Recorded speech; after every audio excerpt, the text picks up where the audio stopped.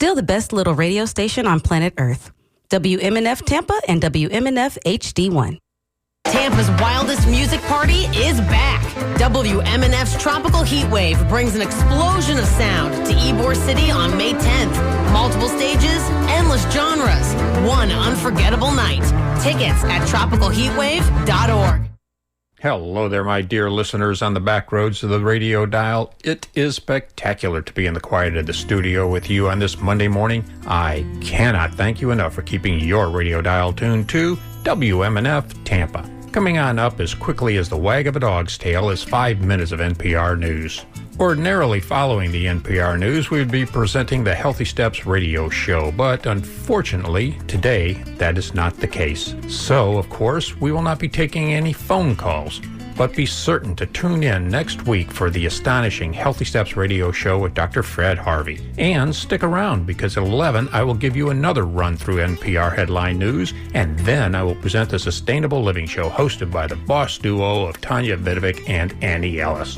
Again, it tears my heart asunder to disappoint you, my friend, but as I said, we will not be taking any phone calls until the Sustainable Living Show at 11. But as always, thanks for listening and supporting WMNF Tampa, your community-conscious radio station. Stay safe, stay thoughtful, and know that you are loved.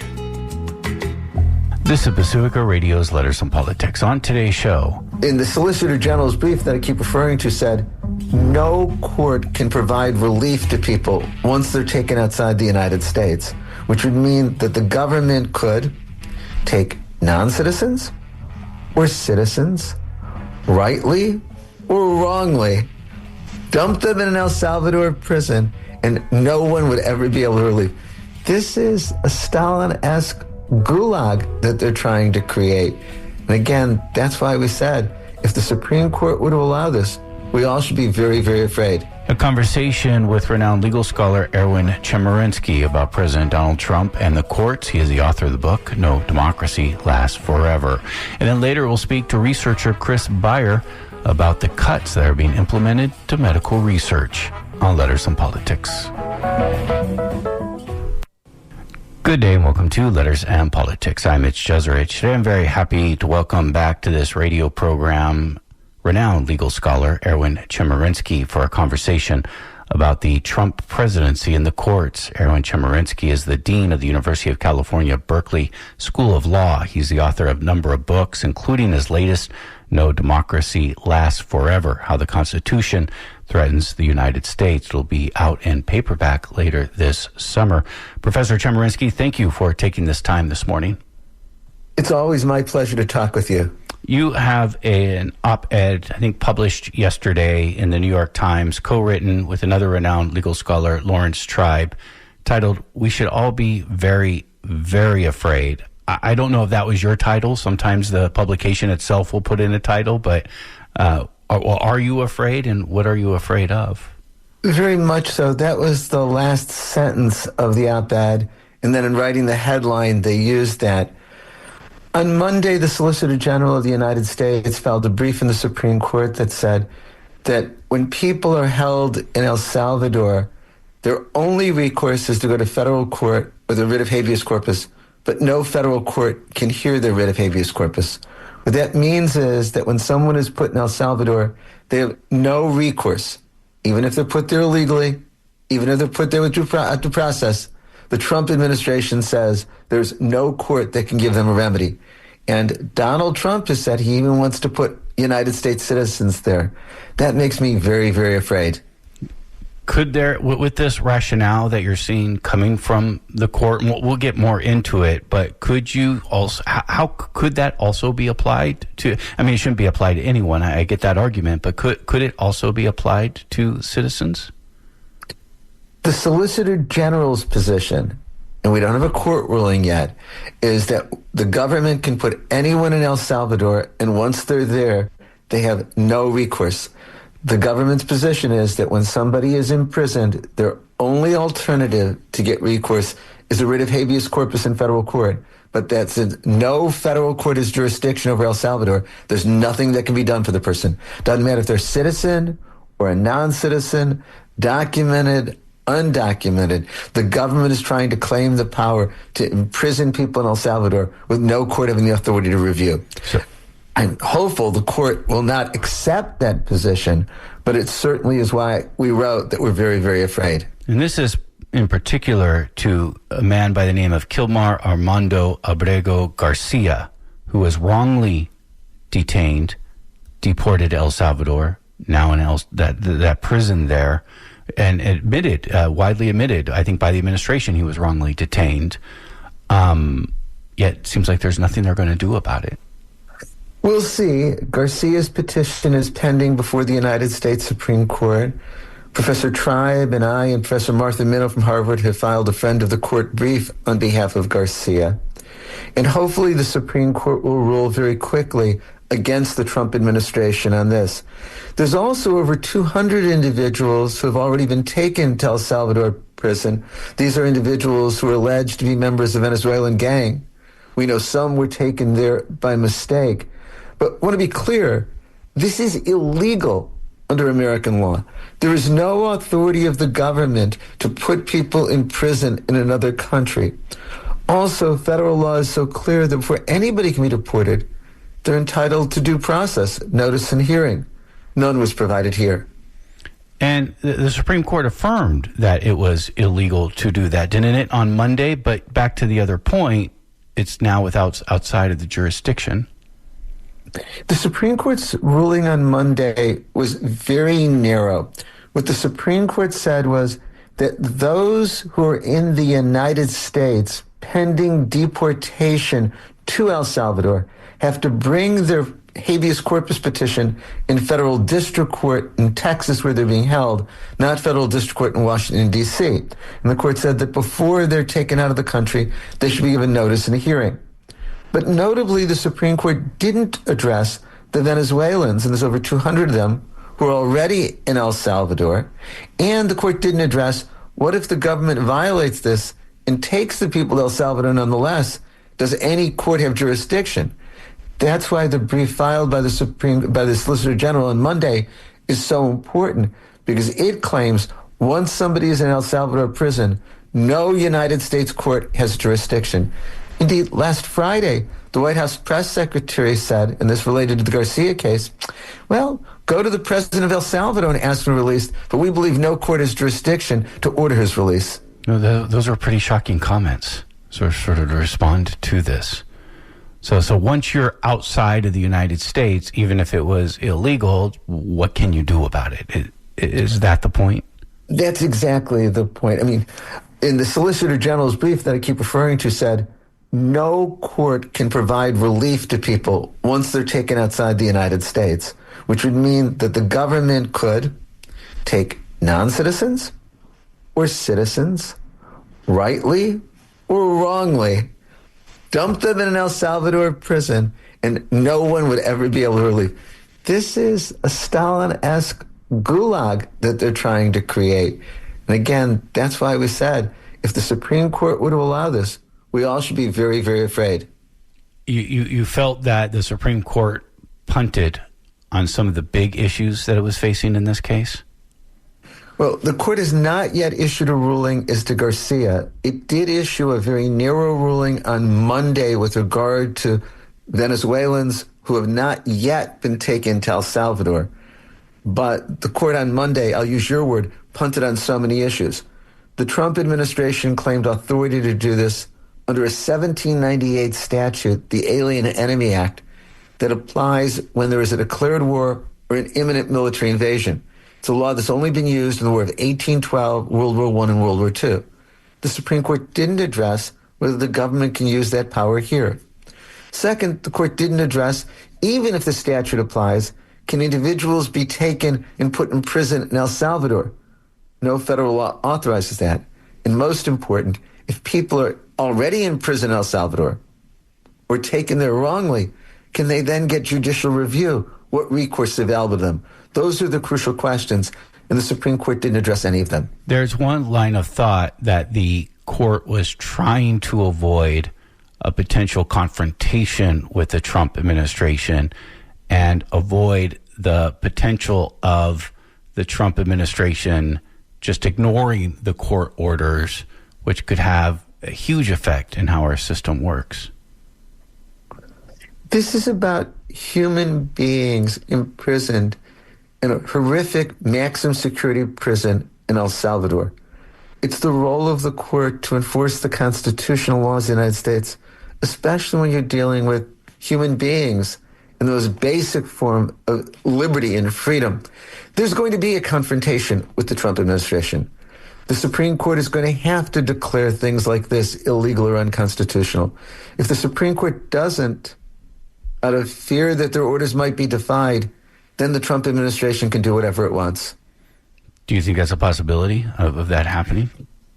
At this moment, I don't know where the Supreme Court is going to draw the line.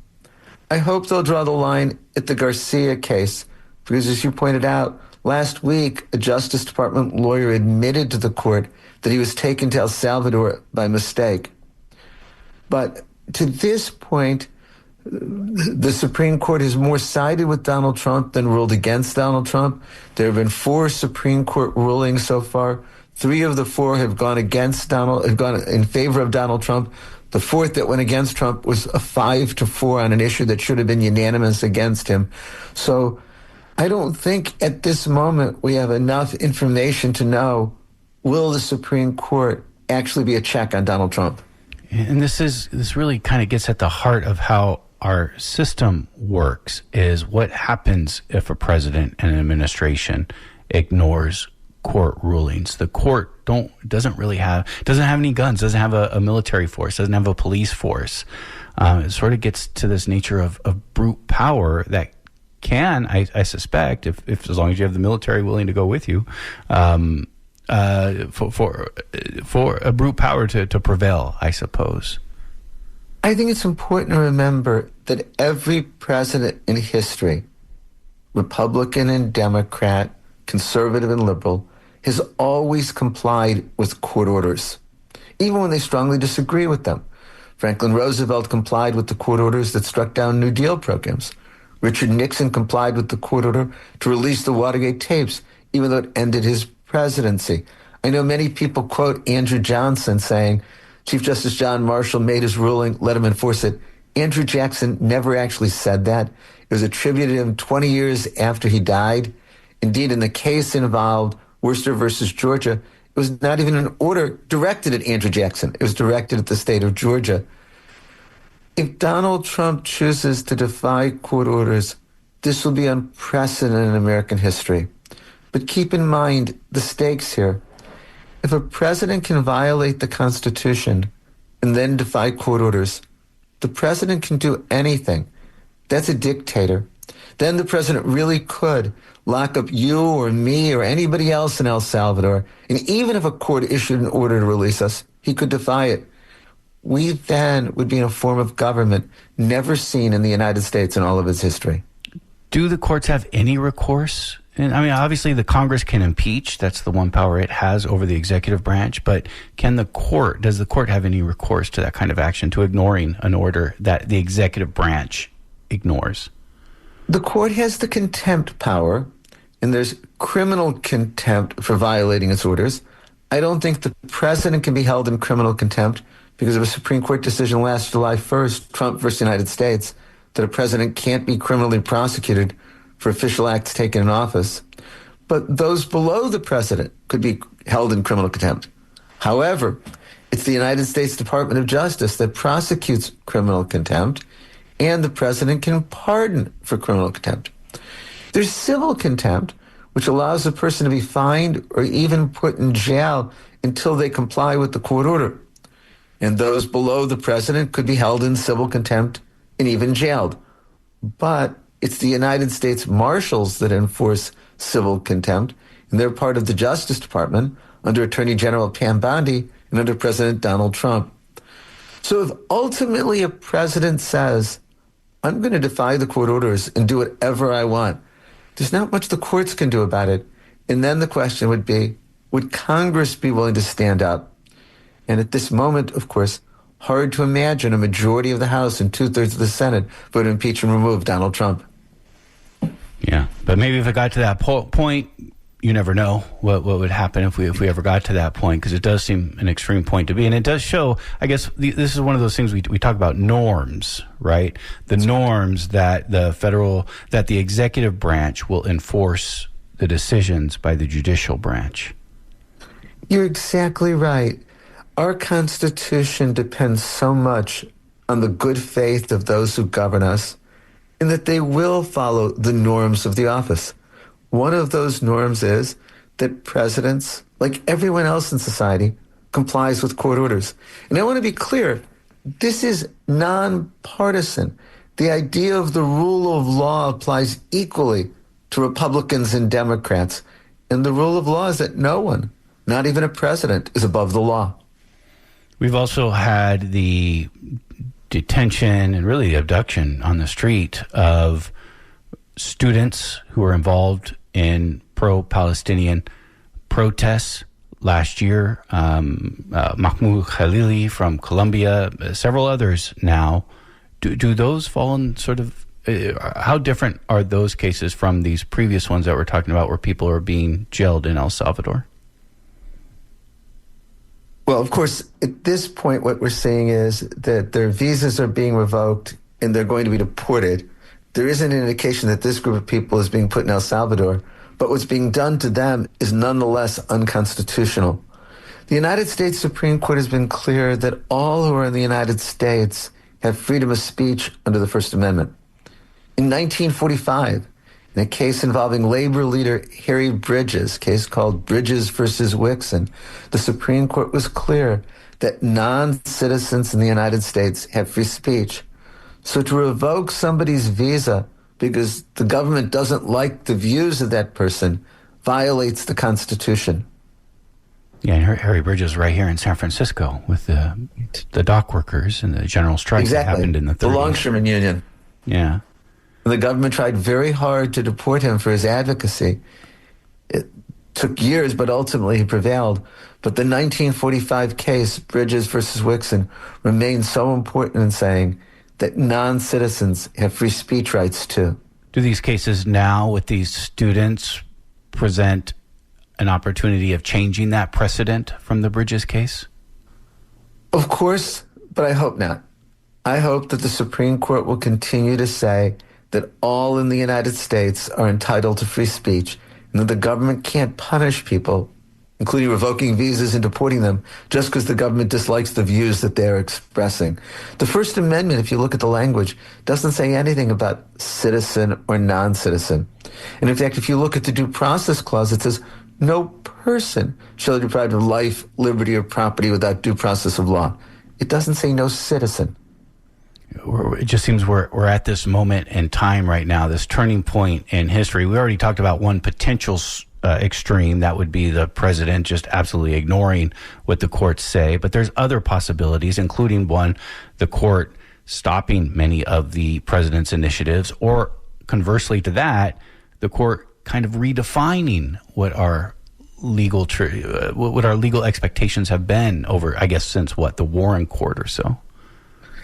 Well, when it comes to the free speech of everyone in the country, that long precedes the Warren Court. I mean, the case that I mentioned was from 1945, and the Warren Court began in 1953. But I think something even more fundamental is at stake. As we've been talking about, this is about whether the president will comply with the Constitution, whether the president will comply with the rule of law. One thing that's striking so far is that the federal district courts on so many issues have ruled against President Trump and issued temporary restraining orders and preliminary injunctions. So far, in all of these cases, when they've gone to the Federal Court of Appeals, the district court orders against the Trump administration are upheld. 4 matters have gone to the Supreme Court. 3 out of 4, the Supreme Court has reversed the lower courts. But the rulings have been narrow, and the Supreme Court hasn't yet dealt with the hard issues. Is that troubling, though? 3 of 4, they've reversed lower court decisions? It is, because in each of these, they shouldn't have been close questions.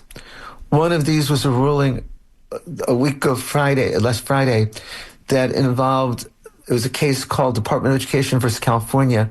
The Department of Education cut off $65 million of federal grants for teacher training programs.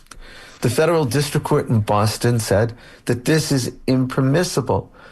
Congress appropriates money by statute, that the president has no authority to refuse to spend funds appropriated by federal law. In fact, there's a federal statute, the Impoundment Control Act of 1974, that says that the president can't impound funds. The president can't refuse to spend it. The United States Court of Appeals for the First Circuit agreed with the district court, but the Supreme Court, in a 5-4 ruling, lifted the temporary restraining order and said that the Trump administration could cut off those funds. And the Trump administration has illegally cut off funds for so many programs.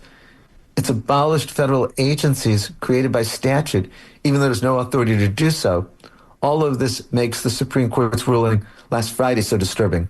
Do you see this all under kind of this legal concept of the unitary executive theory, conservative theory, in which the president has absolute control over the executive branch?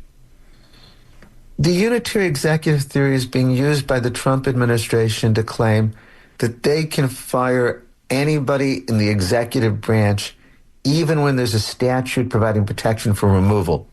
And so when it comes to a commissioner on the National Labor Relations Board, Gwen Wilcox, she has a term that goes to 2028, and she can only be fired for cause. The Trump administration fired her nonetheless. The head of the Merit System Protection Board has a term, can be fired only for cause, was fired nonetheless.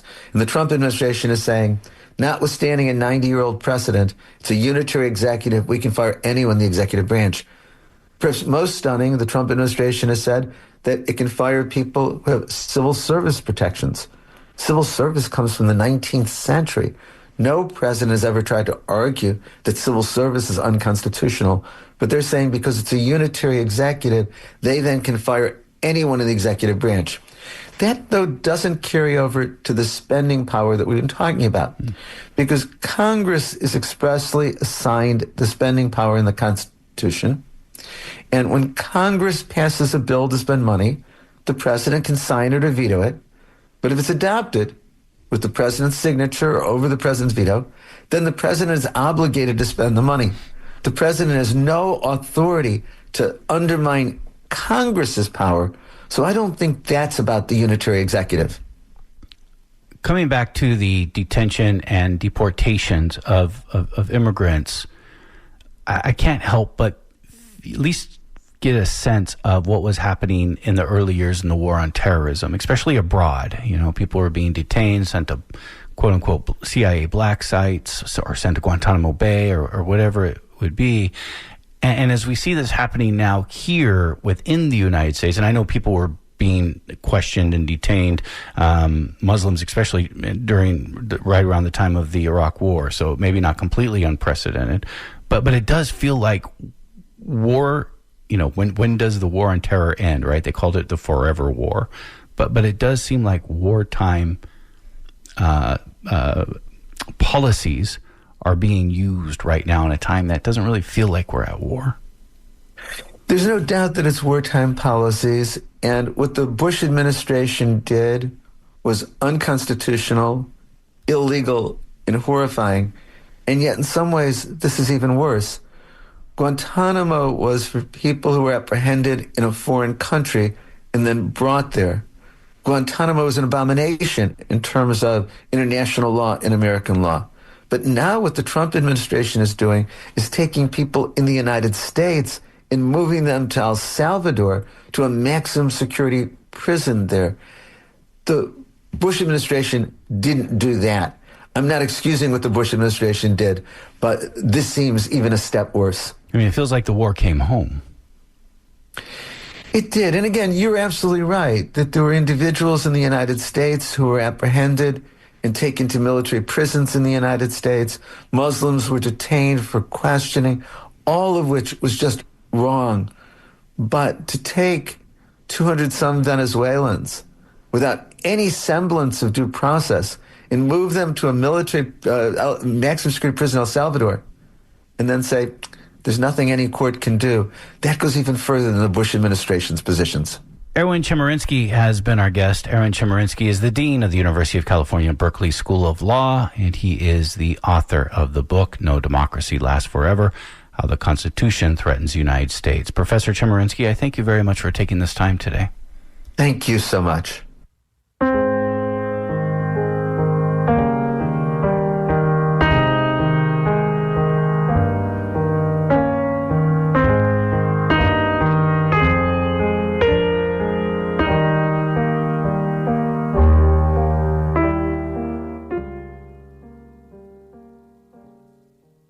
This is Letters and Politics. I'm Mitch Jeserich. We turn now to a discussion on how the Trump administration is pushing to lay off as many as 10,000 workers from the Department of Health and Human Services, as well as cutting billions of dollars in money for state and community health departments combating COVID-19. Also on the chopping block are funds to combat HIV/AIDS, both globally and here at home. My guest for this conversation is Dr. Chris Byer. Chris Byer is the Gary Hawk Distinguished Professor in Global Health and Professor of Medicine at Duke University. He's Associate Director of Global HIV at the Duke Center for AIDS Research and affiliate faculty at Duke Human Vaccine Institute. He is an epidemiologist. He's worked extensively on the front lines of HIV, AIDS, and COVID-19 prevention, treatment, and research. Dr. Byer, it's a great pleasure to welcome you to this program. Thank you for taking the time. Thanks, Mitch. Very good to be with you. And let me just begin with a disclaimer that's kind of part of our field now, which is to say that what I'm going to talk with you about today are my views as an epidemiologist and don't reflect those of Duke University. It's quite interesting how many guests we've had on recently associated with universities who have had to say that.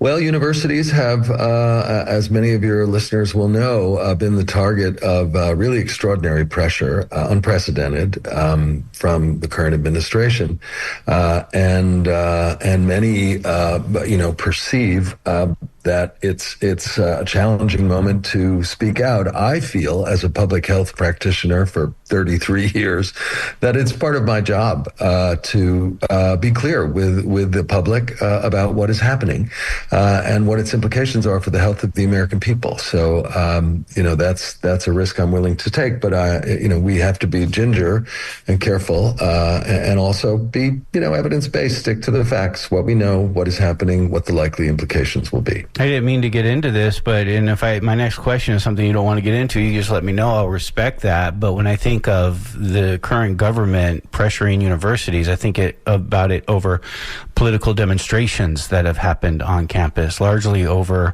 what has happened in Gaza over the last year plus. But is there also, I know there's these cuts that are happening in research, but is there also additional pressures and sort of investigations that are happening towards medical aspects of universities? Well, I think the critical thing to say is, first of all, there was an NIH directive from the then acting director about the facilities and administration levels that universities can charge on research grants. And these are not widely understood why there are substantial costs associated with doing research, particularly biomedical research, and particularly the basic kinds of biomedical research that industry often doesn't do or does with university partners. For example, research happens in a laboratory. Laboratories need special requirements. They're not ordinary buildings. Many with pathogens like COVID have to have special pressures, special controls, water, facilities management, very careful regulation for biological pathogens. All of that costs money, and it's a part of being able to do the research. Typically, grants from the National Institutes of Health, which have funded most of our biomedical research infrastructure in this country for 60 years, don't cover many of those basic costs. So it is really part of the cost of doing research. And the proposed levels, this is now in the courts and being adjudicated, so we don't know where it will land, but the proposed levels would have meant a dramatic cut in the abilities, a budget cut in the ability of research universities to do research. And that's incredibly important because the research universities have also been where the next generations of scientists, clinical investigators, basic scientists have been trained. And the training aspects are also part of those facilities and administrative costs. So, that is an investment that has paid off spectacularly for the American people. Advances in cancer, advances in Alzheimer's disease. When you think about, HIV, when I started 33 years ago, HIV was an acute infectious disease that killed almost everybody. Now we talk about it as a chronic disease where people can live long, healthy lives. All of that is the result of research and the incredible advances in, for example, developing drugs for viral infections, antiviral drugs, which really HIV pioneered, and now we have for hepatitis C, and of course we had for COVID-19. So these investments have paid off, but they are costs that the NIH has helped the universities deal with, and that is why our biomedical research infrastructure and our research universities are the envy of the world. So it can't be done just on grants, private donations alone? Well, these are costs that are part of the way grants have been funded. No, private donations and philanthropy play very important roles, but they cannot and shouldn't be asked to replace something as important as federal support for research. And remember that if you leave it to the markets, particularly to say pharma, you will leave behind a lot of people, a lot of families dealing with rare diseases for which there isn't really much of a market, or, for example, global health programs where it may never be profitable to save lives in rural African settings, and the market may not be interested. But that doesn't mean that we as a human community shouldn't care for the least among us, and shouldn't also understand that we live in an interconnected world. If you're not going to address Ebola in West Africa, you may end up addressing it in Texas. Is that the danger right now, that then this is going to be left up to the markets? Well, it's hard to say, but certainly market forces are going to play a big role.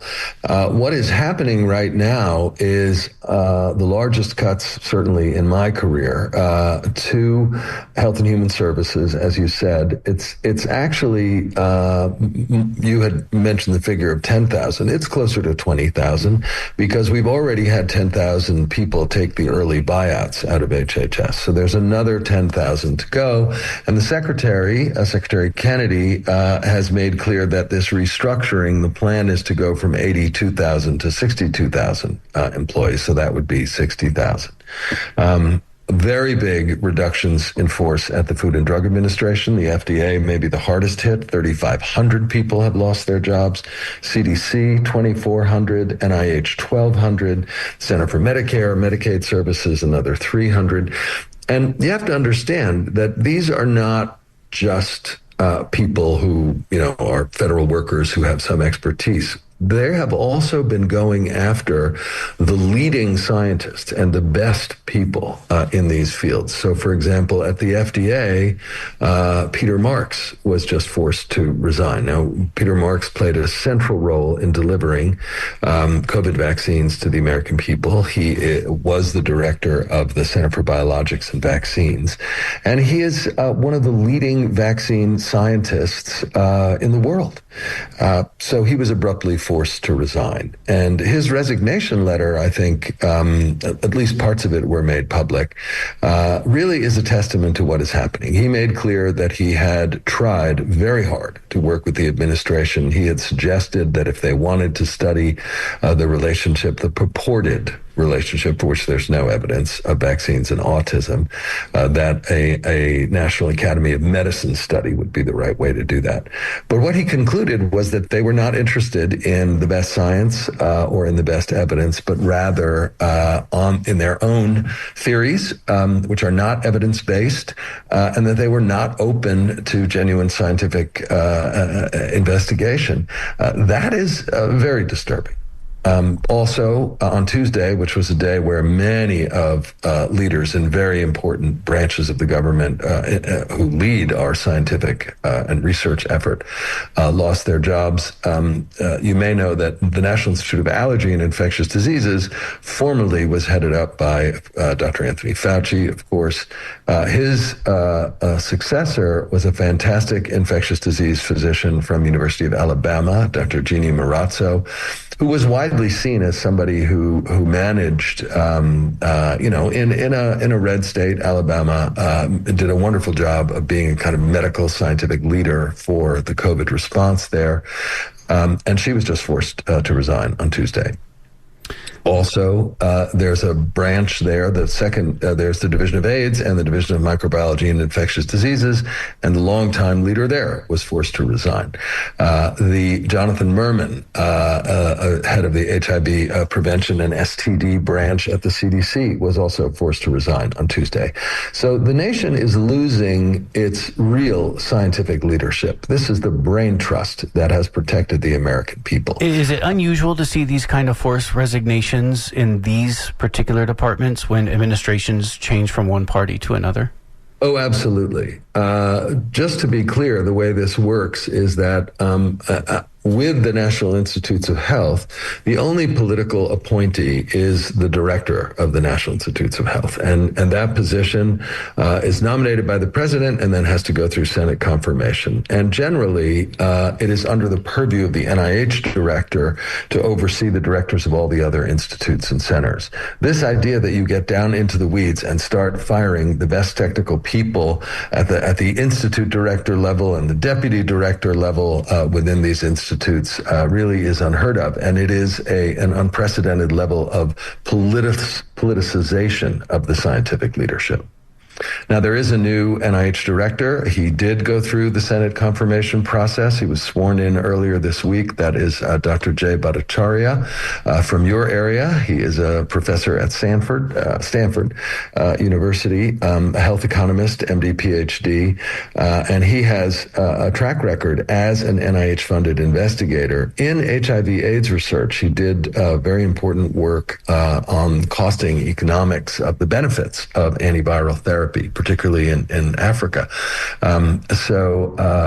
He is a person who is very much qualified for that role, and presumably he will be nominating new people to head up the other institutes. Concerning these cuts, especially around COVID-19, in attempts to deal with COVID-19, the Director of Communications for the Department of Health and Human Services put out this statement, quote, "The COVID-19 pandemic is over, and HHS, Health and Human Services, will no longer waste billions of taxpayer dollars responding to a non-existent pandemic that Americans moved on from years ago. HHS is prioritizing funding projects that will deliver on President Trump's mandate to address our chronic disease epidemic and make America healthy again." What's your response to that? The pandemic is over. Well, the first thing to say is that this sort of divide between infectious diseases and chronic diseases, scientifically and medically, is something of a false distinction. So, we began the conversation saying that HIV began as an acute, almost uniformly fatal infectious disease, and over 30 years of research and antiviral therapy has now become a treatable chronic condition. So how do you handle that? Is it infectious? Is it chronic? I think with COVID-19, what you will see is across the administration, many of the people getting the top jobs share an anger, an animus, a resentment around the COVID restrictions and how COVID was handled. And this is part of the reason why they are making this very dramatic move. Now, there's no question that from the perspective of a pandemic, the COVID pandemic itself has been declared over. However, there's still COVID out there. There are still COVID transmissions. The numbers are much, much lower, happily. Still, in places where people don't have access to vaccines, there are COVID deaths. But let's be clear that one of the major outcomes of COVID, as many of your listeners will know, is also what's called long COVID or chronic COVID. And this is another example of what began as an infectious disease having having a chronic manifestation. Many of those people continue to suffer, and it's a complicated array of conditions that are very hard to manage. Right now, we don't have effective therapy, and it is incredibly important that we continue to research and investigate both the etiology of long COVID and, more importantly, treatments for it. How do we handle it? And there are many, there's, the numbers are in the millions worldwide, and certainly at least 1 million in the U.S. people who are continuing to have long COVID symptoms. And those things can range from something like a chronic fatigue picture of just very low energy and very little tolerance for exercise, to much more serious conditions, including mental health conditions, depression, and neurologic complications, cardiac complications. So problems, for example, with maintaining blood pressure when you stand up, people having fainting. These are all complex chronic problems that require ongoing research. So this idea that you can just declare the pandemic over and abruptly stop all funding is unscientific. It's not medically warranted. And what it's going to mean is that long COVID research, where it happens, is going to happen in other countries that have a research infrastructure. It does very much feel like right now we're living in the shadow of the pandemic and the government shutdown and the restrictions and the consequences of that, and that we're also living in a moment right now in which people are examining what happened. And I'm not coming from a hostile place on this. My view is we haven't been in a pandemic, at least a nationally pandemic like this, in over 100 years. Most of us don't know what that's like, and mistakes are going to be made. Overreactions are going to happen. I was watching the broadcaster Fareed Zakaria, who's no radical in one direction or the other. He's about as moderate as you can be, talking about the pandemic, and I found what he said to be interesting. He said that government, during the pandemic, science, I don't mean to use a play on words here, science trumped everything else, trumped the economy, trumped social factors, trumped education, too much.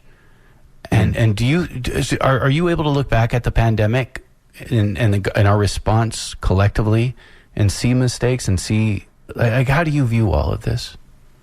Well, certainly, you have to remember when the pandemic really began and got underway in that early spring of 2020, we were seeing in a number of countries, including the United States, but also in Italy, in France, in the UK, very large numbers of people gravely ill, hospitals overflowing, and of course, early treatments not terribly effective and very high mortality. So it was a genuine global public health emergency. It was declared a global health emergency by the WHO. And our initial responses were really to try and save lives, and also, of course, to focus on the research effort. So my own engagement at the time was that all of us working in infectious disease, not all, but many people, and people who had experience in vaccine trials, were asked to pivot from the diseases we were working on, if we were able to, and join the effort for the COVID research. So I joined the COVID Vaccine Prevention Network as a senior scientific liaison. I spent 50% of my time moved away from HIV to focus on the COVID vaccines. And the plan there was to do 5 COVID efficacy trials with 30,000 American volunteers each in 6 months. And that had never happened before.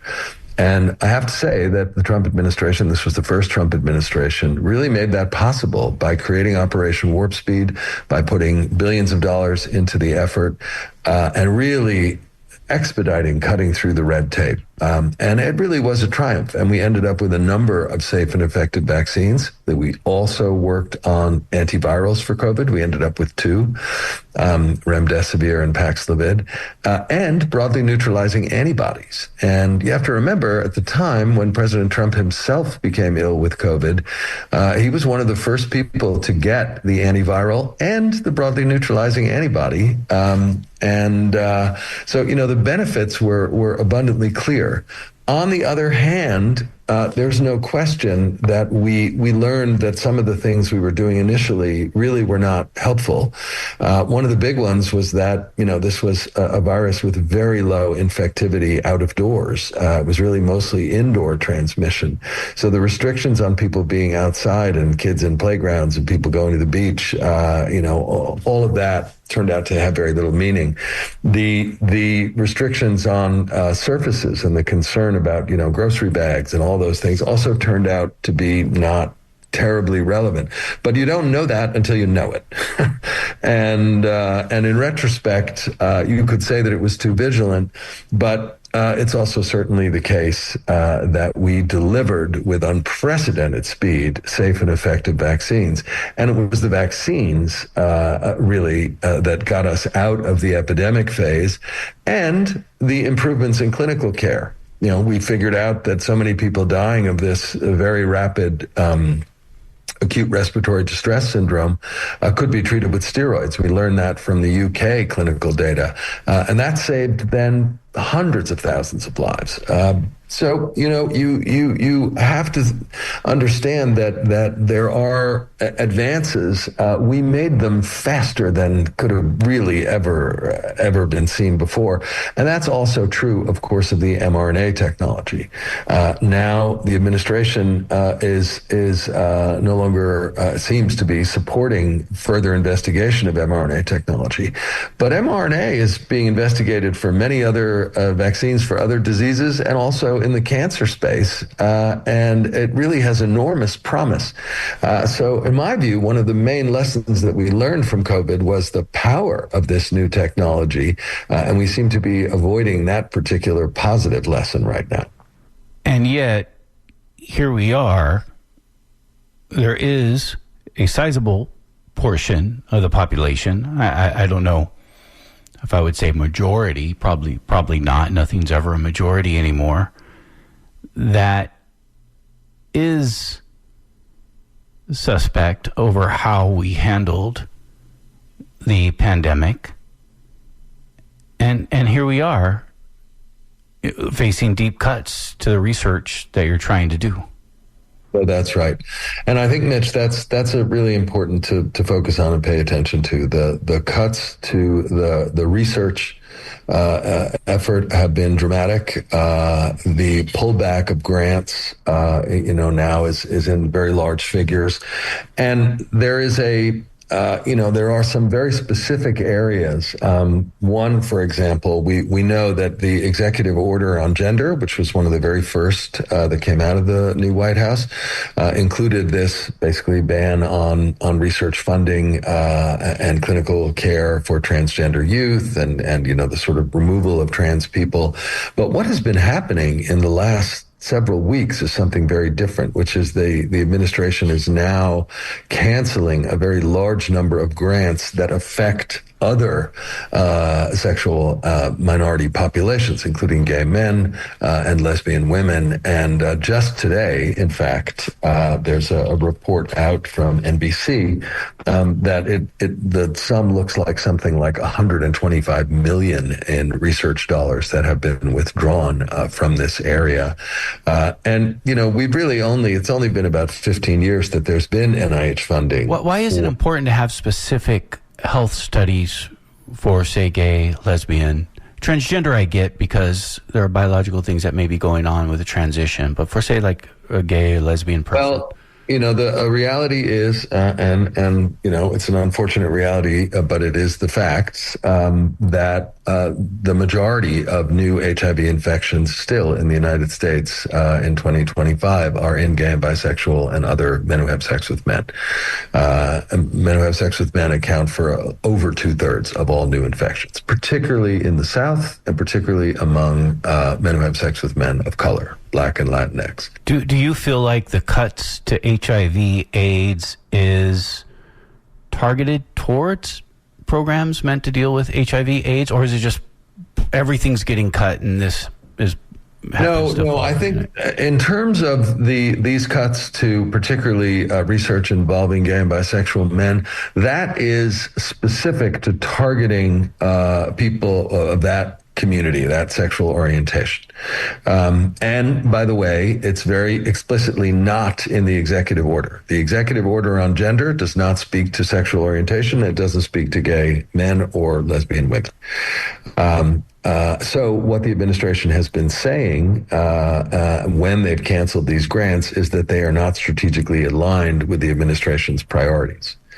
Now, why it is that you would single out, LGBT Americans and say they're not a part of the American community, you'll have to ask the administration. But that's what's happening. Now, the situation globally is very different because what happened there was, of course, the dismantling, the huge reductions in budget and staff for USAID. And I think what many people did not appreciate is that USAID is the implementing arm of the big HIV program, which was PEPFAR, the President's Emergency Plan for AIDS Relief. Came from George Bush, right? I mean, the Bush administration. With Barbara Lee and Representative Barbara Lee. They worked together on that. That's right. And PEPFAR is widely regarded as one of the most successful public health, global health programs in history, saving perhaps 25 million lives, preventing over 5 million pediatric infections, HIV infections in children. And it was dramatically affected early on. But importantly, USAID implements about 60% of PEPFAR. So 2 days after the USAID restrictions, Secretary Rubio, the new Secretary of Health and Human Services, put out a waiver to say that the life-saving programs within PEPFAR and the prevention of mother-to-child transmission were exempted from these budget cuts. But it turned out to have much less impact than many had hoped because USAID was already dismembered. That's 60% of the implementation. The other part of it is through Health and Human Services, the CDC. That's about 40%. And that has fared better. But nevertheless, it's an enormous reduction in support for HIV programs in the hardest hit countries in the world. My own group published, we looked just at the impact of the 90-day pause that had been announced. That pause, by the way, ends on April 15th. And that in the first year after that 90-day pause, there would be 100,000 excess AIDS deaths and 135,000 excess perinatal transmissions. That could have been prevented. So we published that in the Journal of the International AIDS Society. So that's an extraordinary toll. And now there have been further estimates that other groups have put out that make ours look conservative and too low. Chris Beirer has been our guest. Chris Beirer is the Gary Hawk Distinguished Professor in Global Health and Professor of Medicine at Duke University. Dr. Beirer, I thank you very much for taking this time to join us today. Thank you, Mitch. It's been a pleasure. That does it for Letters on Politics. The show is produced by Deanna Martinez. Kirsten Thomas is our engineer. If you'd like to hear this or past shows, you could do so by going online and finding our archives at kpfa.org. I'm Mitch Jeserich, and I thank you for listening.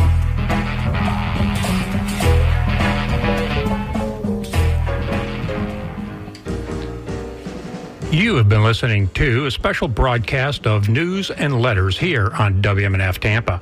Dr. Harvey has taken 2 weeks off, so stay tuned next week for a Best of the Healthy Steps radio show.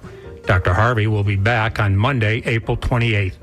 In the meanwhile, coming on up next is 5 minutes of NPR News, followed by the Sustainable Living Show hosted by the Supreme Team of Tanya Vidovic and Annie Ellis. Until next Monday at 10 a.m., thank you for supporting and listening to the Healthy Steps radio show with Dr. Fred Harvey here on WMNF Tampa, your community-conscious radio station. Stay safe, stay thoughtful, and know that you are loved.